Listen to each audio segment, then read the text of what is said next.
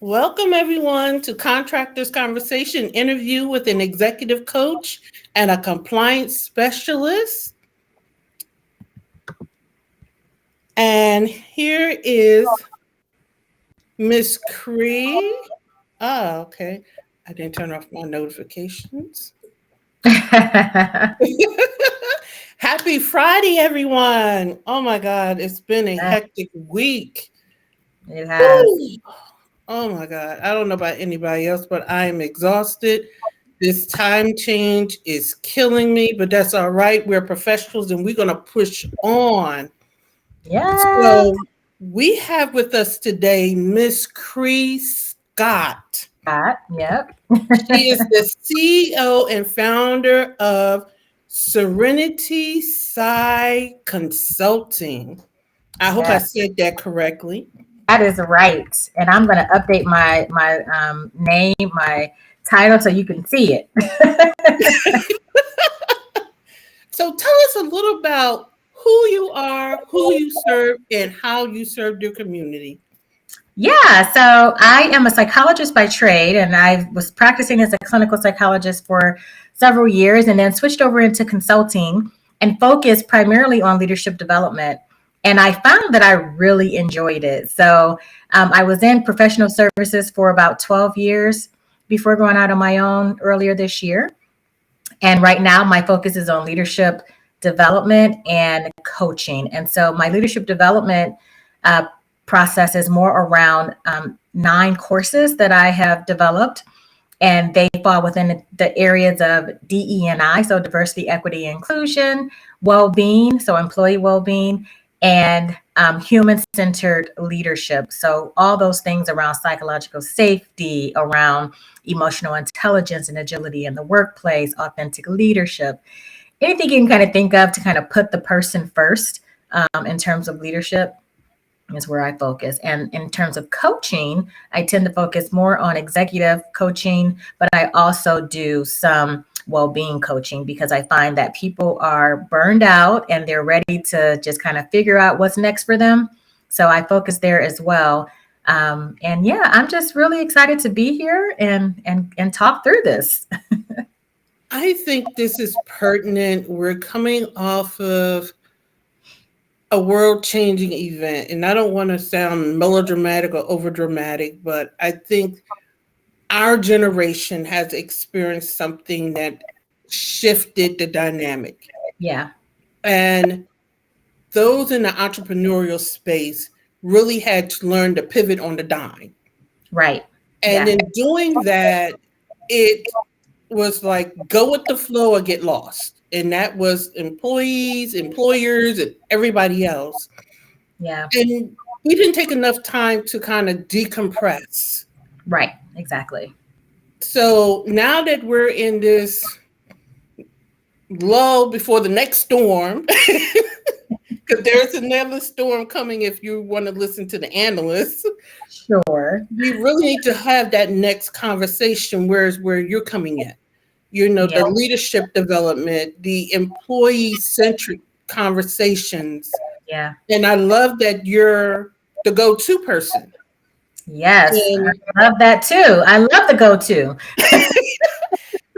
and I think contractors don't think about this.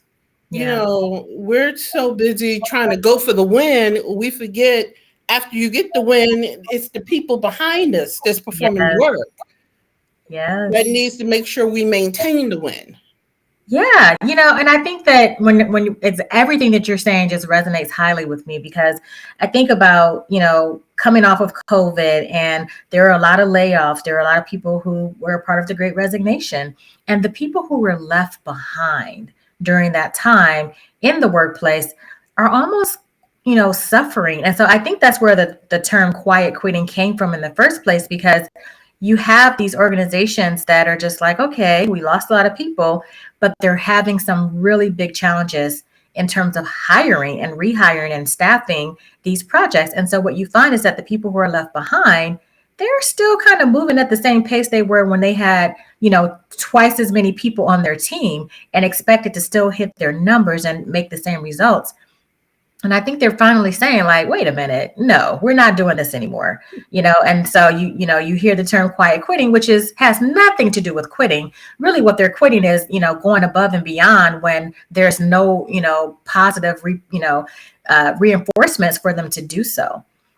And then I also, talk, as I hear you saying, like, thinking about how to keep your employees engaged and loyal and wanting to stay with you. Those are all the things of human-centric leadership that needs to happen, because you can't do the old way of leadership where you used to be like, oh, performance and results and output and all the things about numbers, and not ask people how they're doing. What can I do for your career development? How can I make sure you're happy? And what can I be doing to ensure that you have all the tools and resources necessary to thrive in this workplace? That's the conversation that these leaders need to be having now.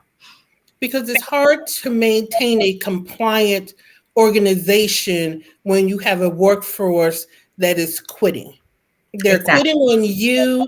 They're quitting on themselves. They've Exactly. just quit. Yeah, they're burned out. They're tired. And when you're burned out, you don't have the cognitive skill set to really stick with things. You're just tired, and really for burnout, all you can do is remove yourself from the situation for a while and return when you're in a better place. That's really what burnout is. It's just like, I can't do this anymore. I don't have the energy. I don't feel like this is going to get better. So let me just sit down and do something different, which is take better care of myself and worry about me. So, how can we as an organization get our employees to re-engage? Okay, they've quit mentally, but we don't want them to quit physically. Right.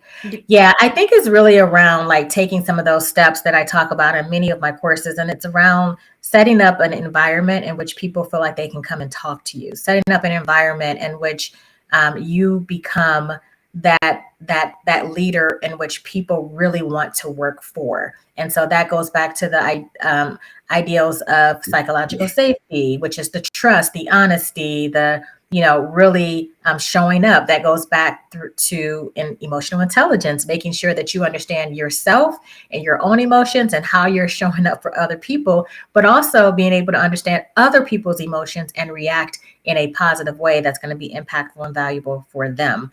And so when you marry those two things together and you create a space in which, now my employees feel like that I am here for them, then this is going to be less likely for them to want to physically quit, because now they're just like, oh, well, I really actually enjoy the work that I do when it's not like this. And maybe this too shall pass, right? And then, as we all know, people quit their managers, they don't quit their jobs. And so if you can be a better manager, then you will likely have more engaged employees. I love that you said that, because I never forget a conversation I had when I was in corporate, and he was a newly named manager, and he was just like, managers are perfect and is always the employee. And I told him, I said, don't forget the conversation we had when you were the employee and we Right. were talking about the manager. Yes. I said, don't forget, I don't know what it is about the psyche that changes. And we all understand every employee isn't a saint and every manager isn't the villain. Right. However, that dynamic, you can't forget. You Right. can't forget what it was like to be the employee working in the dark when Right. you become management. Yep. You can't forget that your employee has to buy in. And Yeah. And that even goes up when you're in the middle and your manager is telling you something and you don't believe it, but you now have to sell it below you. Yes, all that. Yes.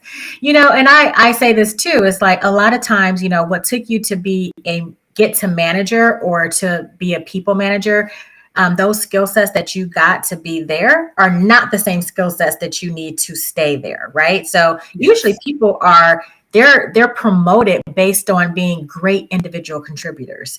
And that skill set of individual contributing is great. And you're going to go far with that as long as you continue to do that. But when you add that on top of being able to manage people, that's a different skill set most of the time.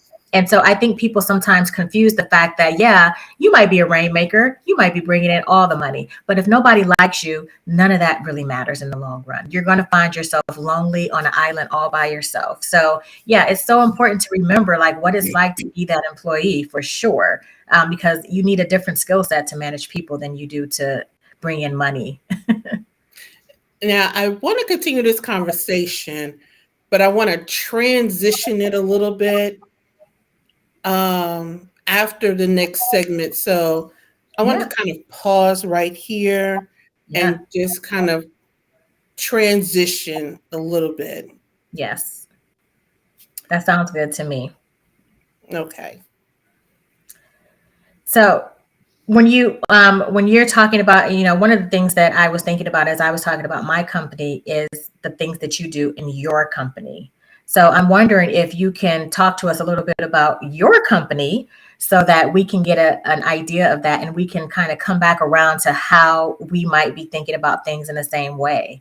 So tell me a little bit about your company, LT&A Consulting. Well, I'm Luciana Turner of the LT&A Consulting Group. I help businesses obtain, retain, and maintain government contracts. I know that sounds like, wow, I just want a contract, but there's just so much more. Mm-hmm. There's that back end that people don't want to talk about. I like to think of it as I like to complete the conversation. Mm-hmm. It's more to it than winning a contract. Can you perform? Can you bill? Do you know what is involved in the record keeping? Mm-hmm. Do you know what the rules of engagement are? It's that aspect of it. It's the holistic approach to what it takes to become a government contractor and then scale and grow from there. Yeah. That's what I do with my clients. It's that power partnering with Mm, the I like that. government and with the prime and with the industry in and of itself. Yeah. Well, tell me a little bit more about like when you think about helping your clients to obtain those government contracts, what does that look like for you? Obtaining a contract is kind of multifaceted. Mm-hmm. Drafting the response, people just want to say, use industry jargon. Mm-hmm. It's almost like reading a college brochure with some people. No, I don't want to sound like I'm reading a college brochure. I want you to tell me how you answer mail Right. specifically. I want to get a feel for what you bring to the table while answering the RFP. Right. And that's what's missing. I want that flavor of you. Give me a little bit of vanilla pumpkin spice in that response. I love it. Vanilla pumpkin spice. I haven't heard that when you talk about government contracts. You know, That's what it, we want to see. it's true though. When I started in consulting, I started on the government side. So that's primarily where my background was when I first started. And so tell us a little bit about the difference between commercial or industry contracts and government contracts for people who are not in the know. Well, the government is an entity that says, I don't want to do it. I don't have the capability of doing it.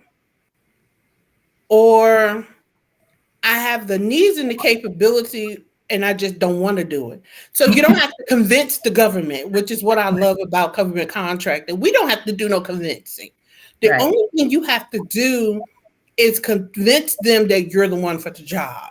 Sure. Yep. So that's that capacity and capability. I'm sorry, it's that capability. You have Mm-hmm. to demonstrate capability. Mm-hmm. Where a lot of the small business entities go wrong, it's capacity. Mm. They're so busy hanging their hats on certifications and these, I like to call it whipped cream fillings, so they don't work on their capacity. You want $1 million contract and you have beer bottle credit, Mm, but you think this certification is going to cover that. So mm-hmm. you win a $150,000 contract and you can't perform. So how do you come in and help them get to where they need to be in order to perform? Because that's a big deal, right? Like what you're saying is what most people haven't quite figured out, right? And so how do you come in and help them get there? I come in, and unfortunately, a lot of people don't like what I have to say because I complete the conversation. So Yeah. while we're working on those nice pumpkin spice responses, we're going to get that back in together. We're going Yeah. to get compliant back there. If we're looking at your corporate finances, and if you cannot sustain a $1 million contract, Mm-hmm. I'm now I'm crazy. We're gonna jump off the cliff. But if your parachute can't sustain that jump, I'm gonna tell you, we're gonna pick a shorter cliff to jump off of Right. while we get that back in together. Yeah. I'm gonna have those conversations with you. I'm not like a lot of my partners in the industry that's not having those conversations. I bring my audit experience because I was a compliance auditor when I was in corporate. So the DCA interface. I also bid on contracts. Mm-hmm. So I know what it is to win a contract and then have to hire the team and everything. I'm in the trenches with you. So I Right. can tell you this is what it takes to perform on that contract. So I know I'm not just pulling it out of the thin air or the atmosphere. Right. I'm with you. I'm there. We're partners. Let's talk. Yeah, absolutely. No, I love all of that. So you also talk about helping them to retain it. So they have it, and now there's this whole thing about like sustaining the contracts as they get them. And one of the things that I do remember about government is that the government has its own little set of regulations and things that you have to follow. And it's really easy to mess it up.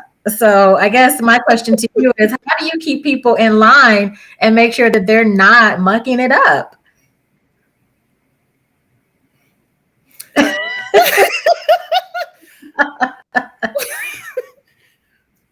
Respect the industry by learning the rules.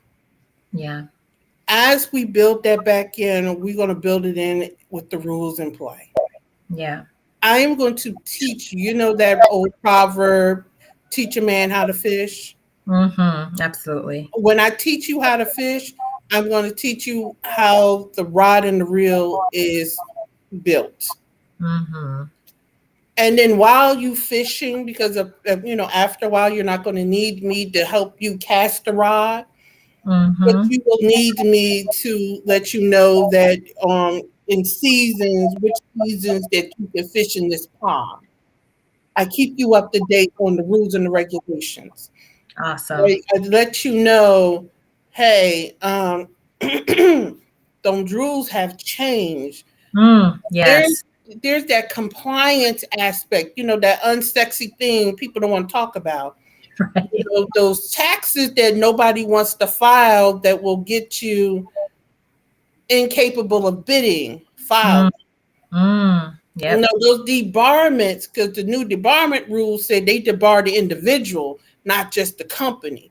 So play Wow. those stupid games if you want to. You will not be able to prop up a new company. The Right. rules have changed. I do Yeah. the education piece as well. And not only will I educate you, I'll educate your team because you're responsible for what your team does. That's what that fine print on them documents say that you don't want to read. It's a lot of, they do put out a lot of documents. You know that Well, we have 200 you, page right? RFP that you don't want to read. It says it in there. You're responsible. That's right. Well, and people are not reading that 200-page document. That's the thing. So, if someone is interested in getting to government contracting as a business, what is some advice that you might give them? Oh my God. I would actually tell them, get your mind right. I'm actually working on a journal workbook. The Mm-hmm. 365 contractor is what I'm calling it. Oh, nice. I'm Tell us working about. on um, the 365 contractor is a step by step. Within a year, you'll be a government contractor. I would even go as far as to say at the end of the year, you'll have one, if not two contracts. Okay. And it's a step by step, bing, bang, boom. This is what you need to do to prop up a company. It's geared towards what I would like to call parallelpreneurs. So Okay. if What? you're kind of like still in corporate and you're trying to make that transition, Okay. I'm also scaling it and creating another version of it for those who have a business but they want to branch off into contracting. But Okay. Like so, me. yes, like you. And the first thing I thought about, because I go back and I listen to some conversation, I sit in these like information session the government hosts, and time again, I come back to the same thing. Get your mind right. That mindset. If When you your say mindset is in mind there, re- when you say get your mindset ready, what does that look like? a lot of people fail and stumble because they're thinking, not even as an employee, they're thinking like Joe Schmo on the street. Okay. I need you to think as an executive. Mm. And which is where we're gonna do another segue shift in the conversation, because I want to talk about, we held a conversation where you said you do emerging executive coaching. Yes. And Yep. this is what made me think about that. Mm-hmm. And idea that I had about around this conversation. Okay. A lot of people say, I'm gonna be a government contractor, I'm gonna start a business, and their Mm-hmm. mindset is mom and pop on the street. Mm-hmm. Mm-hmm. They don't elevate their mindset to that of an executive running a company. Yeah. They don't even run their company like an employee. They run their company like I'm running a household. Mm-hmm. Yeah. And there has to be an elevation of the mind. For our listening audience who are Christians, is that renewal of the mind. For those Mm-hmm. who are universalists, it's that transition. However you land, Mm-hmm. there has to be a regeneration and a new version of you for this new place that you're going. Right. So that means there has to be an executive mind to make executive decisions, which Right. falls into what you were talking about, becoming a new emerging Yeah. executive. Yeah, no, and I do agree with you. Sometimes it is, and I shouldn't say sometimes, most of the time it is our mindset that holds us back. And so I always, I did not coin this phrase. This is not mine, but I do 100% believe in it. When you change your mind, you can change your world, right? You have to change your lens. If you keep on the same pair of glasses and look at things the same way all the time without flipping things on its back or looking upside down or taking a different perspective or just doing nothing and taking a seat and being silent, you're going to get the same results. And that is the definition of insanity. And that's not what you want to You know, I never, I never forget. There was an older gentleman. He was a friend of my father's. He was a minister, but it's still appropriate to this. He said, if you are the same person at 20 that you were Mm-hmm. at 15, you wasted 5 years. You sure did. If you're the same person at 30 that you was at 20, you've wasted 30 years. Yeah. Yep. And if you're the same person at 40 that you was at 30, you have wasted 40 years. And Yeah. I was like, your math is off, but I get it. Mm-hmm. Mm-hmm. Mm-hmm. He was talking about the cumulative growth. Cumulative growth. Yeah. I'm like, well, shouldn't there just be a difference between 30 and 40? No, because the experience doesn't drop. It's the cumulative growth. Yes. Because somewhere a light bulb should go off and say, wait a minute, what I experienced at 20, that lesson applies. Oh, I get it now. All Right. that experience didn't go away. It should have just taught me something I can apply now here. Yeah. It's that cumulative growth. I love that. And it's so true, right? Like I mean, that's what God put us here for. And for those who don't believe in God, that's what the universe put us here for, right? Is to grow. That's the one thing we have in common. For the majority of us, we are always growing, mostly physically. And that's something that you should be thinking about mentally, spiritually, emotionally. It shouldn't just stop at the physical growth. Mm-hmm. You should be growing in other ways. You should be a lifelong learner, and you should be developing skill sets and knowledge and information and using that to your advantage as you get older. And that is to me, I feel like those are the most successful people that can do that.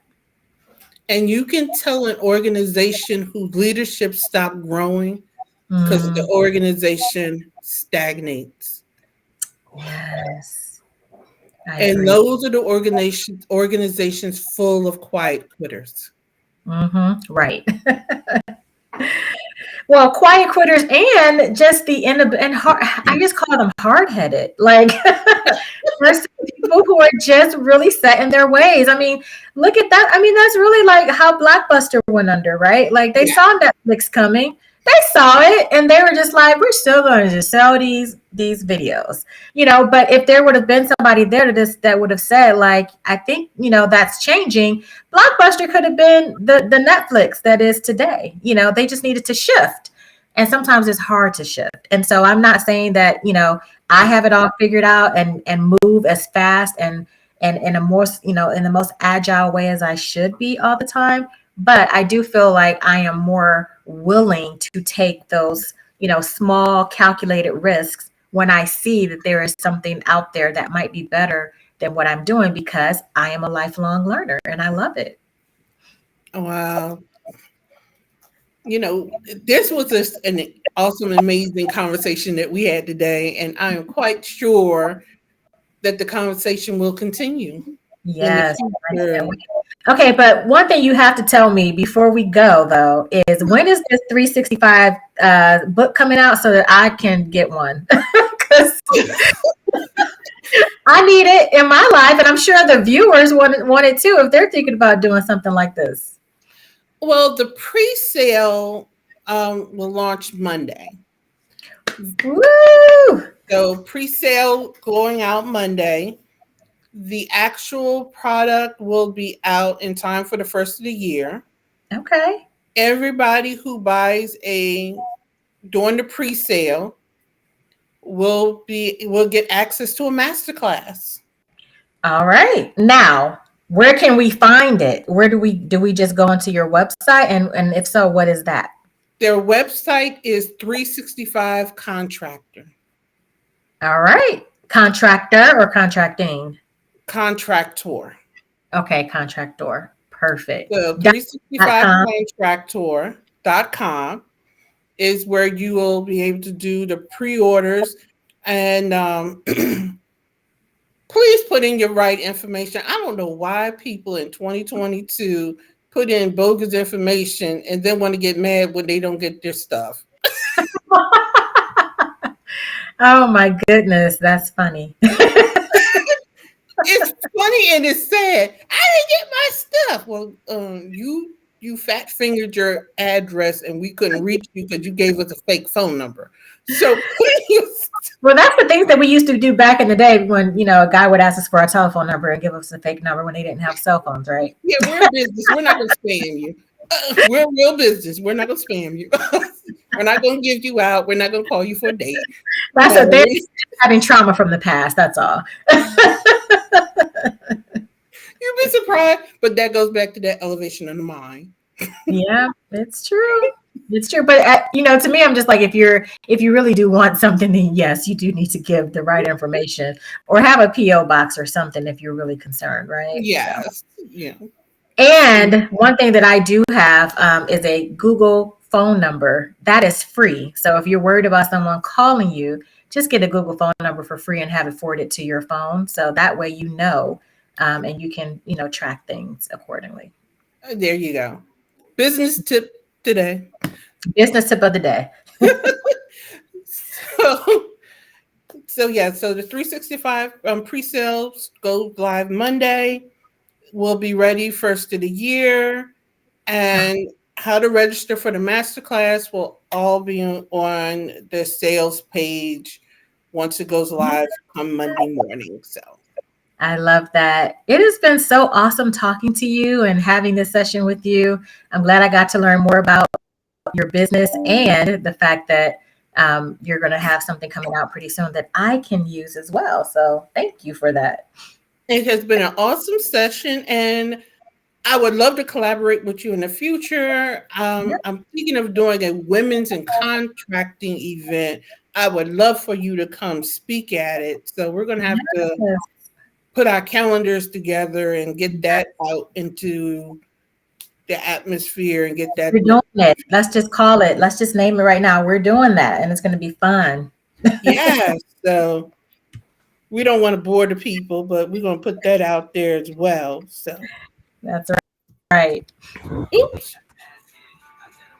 So with that, that's the close. Huh? So how can people reach you? They want to contact you. Yes, if you want to reach me, you can reach me at www.serenityscihealth.com, and that's PSY, serenityscihealth.com. And if you want to reach me by phone, I have a Google Voice number, so I screen all my calls. It's 678-439-1395. So you can call me if you want, but it's going to be screened, and you have to tell me what you want. I love it. Direct and to the point. You can reach LT&A Consulting Group at 980-206-8112. You can drop an email at contact@LTAConsultingGroup.com. So the recordings will be up on probably till the end of next week, when I'll take it down. The replay is always available on our YouTube page, channel. LTA Consulting Group is our YouTube channel. And we'll sign off for today. And our podcast is Contractor's Conversation, which this conversation will go live on there come Tuesday. So yay! It's been amazing. And I'll contact you later. Have an amazing weekend. You too. And as I always say, everybody, a stressed mind can't create. So take the weekend, decompress, spend time with your family and your friends, and hit the ground running Monday morning. Yes, I love that. Yes, let's do it. Have an amazing weekend, everyone. Yes. Bye, everyone.